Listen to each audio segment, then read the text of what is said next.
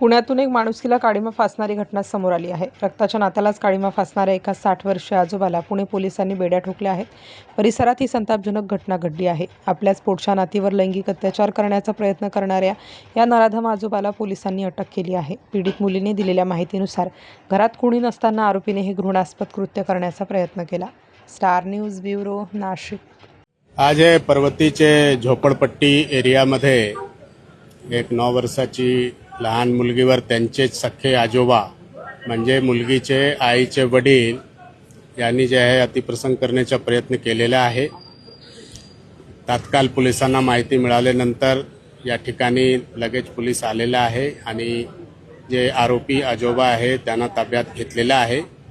मुलगीला जे आहे ते ससून हॉस्पिटलला पाठवण्यात आलेलं आहे। तिथे त्यांचे जे आहे ते मेडिकल प्रोसेस सुरू आहे आणि त्या ठिकाणी त्यांची आई पण आहे। दोघे मुलगी आणि आजी त्यांची आई दोघे सुखरूप आहे। या ठिकाणी काही लोक गर्दी केलेले होते, त्यांना जे आहे आवाहन करण्यात आलेलं आहे की त्यांनी जे आहे ते या ठिकाणातून आपल्या घरी जावं, कारण की पोलिसला जे आहे ते कायदेशीर कारवाई करत